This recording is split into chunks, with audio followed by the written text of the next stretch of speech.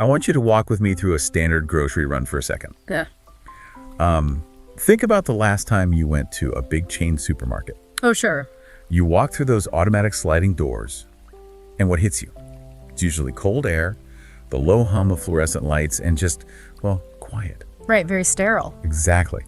You grab a metal cart, roll down these perfectly straight aisles, and everything you could possibly want is sealed inside a sterile plastic box or wrapped in cellophane. Yeah, you don't even really smell the food. You don't. You just toss it in the cart, walk up to a self-checkout kiosk, scan a barcode, bag your own stuff, and walk out into the parking lot. You can easily do a full week's worth of shopping without making eye contact or speaking a single word to another living, breathing human being. I mean, it's the ultimate triumph of modern logistics, really. We've engineered the entire process of getting our food to be as solitary, frictionless, and sanitized as physically possible. Right. You go in, you extract your calories, and you leave. Spot on. But what if we completely flip that script? Imagine swapping out that silent, sterile self-checkout for standing on a wet-tiled floor, yelling playfully over the sound of a butcher chopping pork just a few feet away. That is quite the contrast. It is. And you're trying to convince a grandmother to drop the price of her tomatoes by a few cents.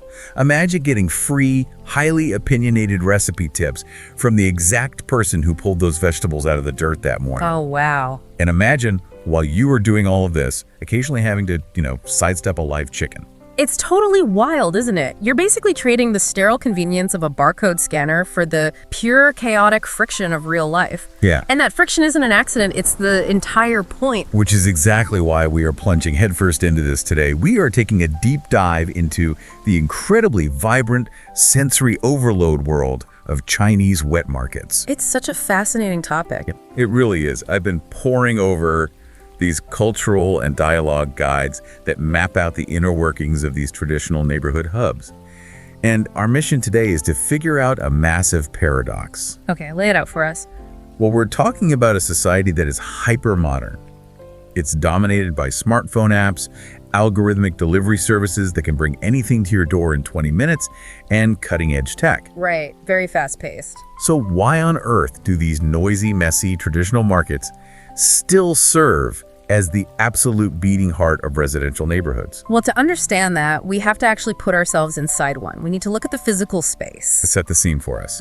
So a wet market is essentially a sprawling, semi-open-air complex packed tightly with dozens, sometimes hundreds, of independent vendor stalls. And they're called wet markets for a literal reason. Exactly. They're called wet markets literally because the floors are frequently hosed down to keep things clean, especially around the stalls selling fresh fish swimming in aerated tanks or the freshly butchered meat. Okay, that makes sense. And the crucial detail here is proximity.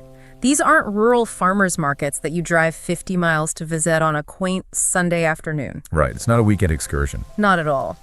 They are woven directly into the concrete fabric of urban residential blocks. They are right downstairs in practically every single neighborhood. And walking into one is like stepping into a completely different dimension. I mean, the contrast is jarring. Oh, absolutely. Outside, Yeah. you have towering glass skyscrapers and silent electric cars, but you step under the awning of the market, and it is an explosion of sensory details. It's loud. So loud. Vendors are shouting out their daily specials, locals are catching up on gossip, the aisles are narrow, and there are massive piles of incredibly colorful, fresh produce everywhere. It's a lot to take in. But here's the detail that absolutely fascinates me. Right. You're looking at this ancient style of commerce open stalls, live fish, haggling, but it isn't stuck in the past. Right. When you actually go to pay that vendor for your potatoes, you aren't handing over ancient coins. Not at all. And this is where the survival strategy of the wet market really shines. They haven't rejected the future, they've just hacked it to serve their needs. I love that phrasing. Hacked it. Yeah, because right next to a big wooden chopping block or a basket of muddy lotus roots, you will almost always see a little laminated piece of paper hanging from a string, maybe a bit grease-stained. The QR code. Exactly, a QR code. When a customer finishes chatting and haggling, they just pull out the smartphone, scan the code with WeChat or Alipay, hear a little digital ping confirming the transfer, and grab their bags. It's like a time machine that somehow also accepts Apple Pay. It's crazy. It really is a wild blend. But how does that actually work culturally? Because usually when a business adopts that level of digital payment tech, they do it to replace the human, like The screen replaces the cashier. Right. But here, they just smash the two together. Well, it works because the technology in the wet market serves the human interaction rather than eliminating it. Oh, interesting. Yeah, in your supermarket example earlier, the self-checkout kiosk exists to delete the cashier entirely to save on corporate labor costs. True. But in the wet market, the QR code is just there so you don't have to fumble with dirty coins while holding a bag of dripping fish. That makes a lot of practical sense. Right. It speeds up the boring part, the math, so you can spend more time on the important part, which is talking to the vendor. And that choice to prioritize interaction highlights a fascinating generational split happening right now.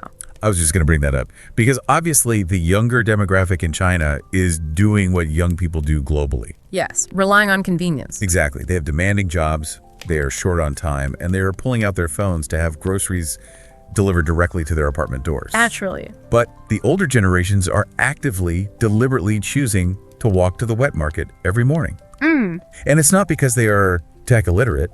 I mean, they use the smartphones to pay. Spot on. They aren't doing it because they lack options. They are doing it for the environment. Okay, unpack that a bit. Well, for a busy 25-year-old software engineer, time is a scarce resource, so convenience wins. But for a retiree, the wet market is their daily social anchor. A reason to get out of the house. Exactly. It is a reason to get dressed, leave the apartment, physically interact with their neighbors, and keep their senses sharp. That's beautiful. The fresh food is the goal, sure, but the bustling, noisy environment is the actual magnet. Okay, so the atmosphere gets people in the door, and it provides this great social club for the neighborhood. But, an atmosphere can only carry a business so far. Very true. The core of this entire ecosystem, the real reason they absolutely thrive despite the delivery apps, is the food itself. Oh, the food is incredible. The sources say the hyper-local quality is apparently just off the charts. It is entirely built around obsessive freshness. The supply chain of a wet market is remarkably flat. There are virtually no middlemen, basically none. You are connecting the family farm on the outskirts of the city, almost directly to the family kitchen inside the city. Food is brought in every single morning before the sun even comes up. Wait, hold on. I need to pause you right there because my brain is struggling to process this a little bit. Okay, what's tripping you up?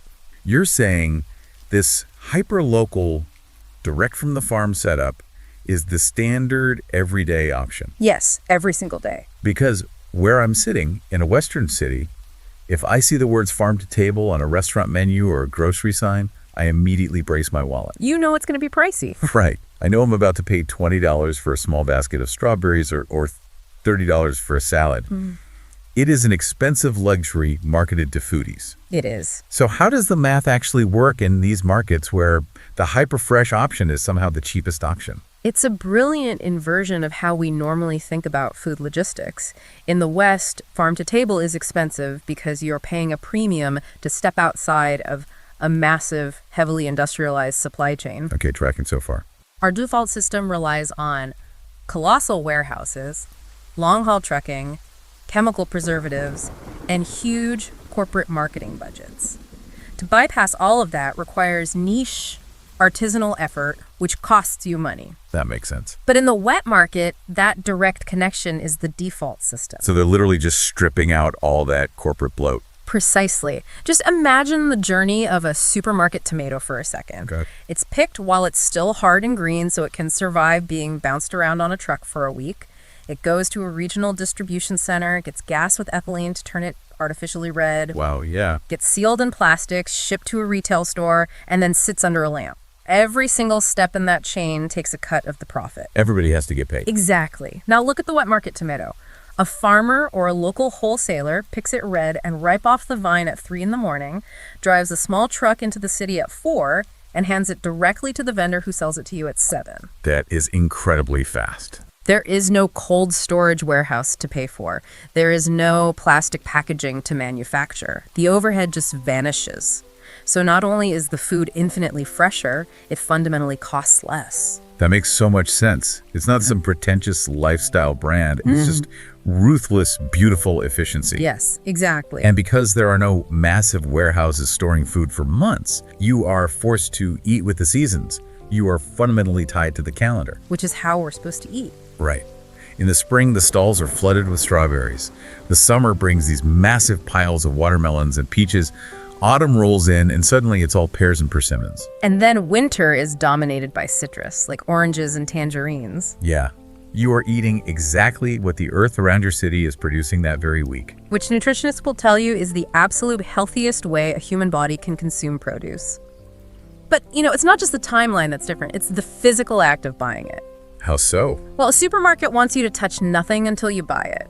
A wet market demands that you touch everything. Yes, the guides mentioned this. You aren't grabbing a pre-weighed bag of greens sealed in plastic. You are standing in front of a massive wicker basket, and you are literally digging your hands in. Exactly. You're feeling the firmness of the eggplant. You're inspecting the leaves of the bok choy to see if the bugs got to it. And the vendors aren't just okay with this, they expect it. They absolutely encourage it. And if a vendor trusts you, they will literally let you eat their inventory before you pay for it. They'll slice off a piece of fruit or even let you taste a piece of tofu right there on the spot. I mean, if a vendor is willing to let you physically taste their product before money changes hands, that is the ultimate display of confidence. That is a flex. It really is. Yeah. They are betting their daily livelihood on the immediate, undeniable quality of that single bite. And the tofu example you mentioned is actually a perfect lens to view this through. The tofu detail actually stopped me in my tracks when I was going through these notes. Really? Because I've only ever known tofu as this perfectly cubic, rubbery white block suspended in cold water inside a plastic tub. Right, the supermarket standard. Yeah, it's completely uniform and honestly pretty tasteless until you cook it and add sauce. But the wet market tofu is described as a totally different substance. Oh, it's a completely different culinary experience. Wet market tofu is noticeably softer, incredibly creamy, and it actually tastes faintly sweet and nutty, almost like warm soy milk. That sounds amazing. And the entire reason for that difference comes down to chemistry and time. Factory tofu has to be structurally stabilized with stronger coagulants so it can survive the truck, the warehouse, and sitting on a refrigerated shelf for 3 weeks without disintegrating. So it's built for durability, not taste. Exactly. But the tofu in the wet market was literally liquid soy milk just a few hours before you bought it. It was made that morning by the vendor.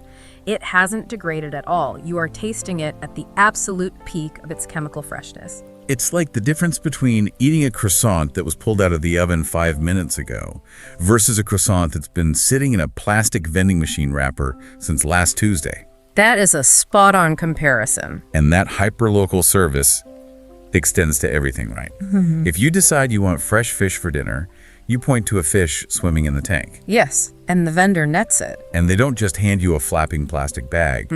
Right there on the wet tiles, they pull out a knife, scale it, gut it, and prep it exactly how you want to cook it. Which removes the messy friction of prepping a whole fish in your tiny apartment kitchen. But it adds a layer of deeply personalized service. It really does. And this is where we pivot from logistics to the true magic of the wet market. Okay, let's go there. Because when a vendor is physically preparing your food, offering you a taste of their tofu, and looking you in the eye every morning, you are no longer just a barcode scanner to them. The sterile transaction dissolves, and a genuine social relationship forms. Which brings us to the actual social game happening between the stalls, the bargaining. This is so deeply ingrained in the culture. Let's say you walk up, and the vendor tells you a pile of green beans is 5 yuan. You don't just hand over 5 yuan, you counter with 4. Right. And they might laugh and agree or meet you in the middle. To an outsider, haggling over what amounts to 10 or 20 cents sounds aggressive, or maybe even a bit petty. But it's not actually about the pennies at all, is it? Not in the slightest. Bargaining in this context is a social dance. It's an interactive game played for the sheer entertainment of the conversation. It's for fun. Exactly. When you counteroffer 4 yuan, you aren't insulting their produce. You are formally acknowledging their presence. You are engaging with them as a human being. I love that. The back and forth banter, the theatrical sighs, the smiling, it's an icebreaker. It is how you build a bridge between two strangers in a crowded city. You're playing the game. And if you play the game nicely, and you actually come back the next week and the week after that, you unlock the absolute best part of the entire wet market ecosystem. The perks. Yes, the perks of being a regular. If a vendor recognizes your face, they will start memorizing what you like. They will literally hide the best unbruised tomatoes under the counter to save them just for you. It's true VIP treatment. It is. But the greatest perk of all is the extra green onion. Oh, this is the best part. Right, you buy your main vegetables, And as they're tying up the bag, they casually toss in a handful of fresh green onions or a nice knob of ginger, completely for free. The extra green onion economy is secretly the most powerful business engine in the market. Really? How so? Well, it's a masterclass in behavioral economics and human psychology. Think about it from the vendor's perspective. A handful of scallions costs them maybe 2 cents wholesale. Right, practically nothing. But the psychological impact on the customer is monumental. By giving you a gift, the vendor taps into the deep human desire for reciprocity. Oh, wow. Suddenly you feel like you owe them. Exactly. You feel valued, you feel seen, and you feel a subtle social debt. That 2-cent green onion is an incredibly cheap customer acquisition cost. Because tomorrow, when you need more tomatoes, you are going to intentionally walk past 10 other identical tomato stalls just to go back to the person who gave you the free ginger. Precisely. It transforms a consumer into a loyal guest. And their service goes way beyond just free herbs. I mean, these vendors are working with this produce every single day of their lives. They know it better than anyone. Oh, absolutely. So if you pick up a weird-looking melon or some leafy green you've never seen before, you can literally just hold it up and ask, how do I cook this? And they will stand there and give you step-by-step recipe instructions. Because it's in their best interest. They aren't acting like a private chef just for a premium tip. They grew that vegetable, or their cousin did, and they are incredibly proud of it. That makes total sense. They want to make absolute sure you don't take it home, boil it to a gray mush, ruin the flavor, and then blame their produce. They are deeply invested in your culinary success. It really is like having a personal shopper and a private chef rolled into one without any of the elitism. You are getting bespoke, deeply caring service from your neighbor. Yeah. No wonder people treat this place like a community center. They're swapping recipes, catching up on neighborhood gossip, checking in on each other's kids. It makes me realize that the actual currency changing hands over those wet-tiled floors isn't the digital yuan on the QR code. The real currency is trust. Trust, reciprocity, and a sense of belonging. The food is really just the excuse to gather. Okay, so let's make this practical. Imagine you, the listener, suddenly find yourself standing at the entrance of a bustling wet market. Okay, picture it. It's loud, it smells like damp earth and fresh fish, people are moving fast, you want to jump in and participate. How do you actually navigate it? Well, the cultural guys provide a really brilliant little toolkit of phrases. Yeah, these aren't just vocabulary words. They are the social keys to unlock the whole experience. It's true. And if we look at the intent behind these phrases, it teaches us how to operate in that space. Let's take the very first one. You walk up to a stall, make eye contact, and the essential opener is, how much is this? Just a nice, simple question. Right. Let me say that clearly so everyone can catch it. How much is this? It's simple, but it signals that you are ready to engage. Right. And once they give you a price, you drop the game starter. Can you give me a discount? Exactly. Can you give me a discount? And you say it with a smile. Because you aren't accusing them of overcharging, you are officially inviting them to step onto the dance floor and play the bargaining game. Spot on. You're establishing a playful dynamic. Then comes the quality check. Is this fresh? Is this fresh? Let's emphasize that one. Yes. Is this fresh? Now, this is crucial. In a supermarket, you check the expiration date stamped on the plastic. Here, you are looking the vendor in the eye and asking them to verbally stake their personal reputation on that specific piece of fruit. It's a matter of pride. And then, once you've agreed on a price, you pull up my absolute favorite phrase, give you some more. Oh, yes. Give me some more. This is the bold move. This is how you confidently ask for those extra green onions or that piece of ginger. In a Western supermarket, asking a cashier to just throw in a free lemon would be insane. I'd look at you like you were crazy. They really would. Yeah. But here, it's a playful, expected part of sealing the deal. It shows you understand the culture of reciprocity. But the final phrase in this toolkit is easily the most powerful one.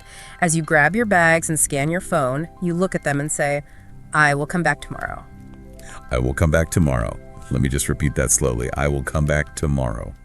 I love this one so much because you are essentially offering a verbal social contract to a total stranger. How does making that promise out loud instantly alter the gravity between you and the vendor? It changes the entire power dynamic. A wet market is incredibly competitive. There are dozens of stalls selling the exact same bok choy. When you say, I will come back tomorrow, you are signaling that you aren't just a random passerby. You are offering them future financial stability. You are holding out the promise of loyalty. Wow. And by doing so, You instantly elevate your status from stranger to potential regular. The vendor is now highly incentivized to give you their absolute best price, to sneak you the unbruised fruit, and to load you up with free green onions just to ensure you actually keep your word. It's a beautiful, immediate bridge of trust. It's so simple, but it weaves you right into the fabric of the neighborhood instantly. And I think that realization brings us full circle. I agree.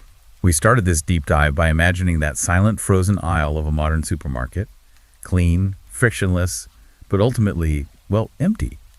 And now we've waded into the absolute opposite. A completely different world. We've seen a system that delivers insanely fresh food by brutally cutting out corporate middlemen and relying on local farmers. We've seen how haggling isn't about saving pennies, but about building genuine human connections. And we've seen how giving away 2 cents of ginger can build a neighborhood. There is a specific line from our research that I think distills this entire phenomenon perfectly. Oh, what is it? It simply says, supermarkets are clean and organized, but wet markets have soul. Wet markets have soul. That is so incredibly profound.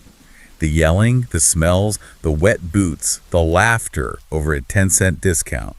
That is literally the sound and the friction of a community interacting with itself. It really is. Which leads me to a final thought I want to leave you with today. In our daily lives, we are constantly chasing maximum convenience. We want the silent, frictionless online delivery. We want the self-checkout so we don't have to take out our headphones. We all do it. But in our quest to optimize our time and avoid friction, well, what soul are we accidentally deleting from our own neighborhoods? It's a crucial question. We often treat friction as an enemy to be engineered away. But sometimes the friction of having to look someone in the eye, negotiate, and share a moment of shared humanity is the exact mortar that holds a community together. So here is a challenge for you as you go about your week. Take a hard look at your own daily routines. Where might you be able to build a green onion relationship in your own life? I love that. Where can you intentionally trade just a tiny bit of your sterile digital convenience for a messy, genuine moment of human connection? Think about it the next time you find yourself staring down a silent supermarket aisle. We will catch you on the next deep dive.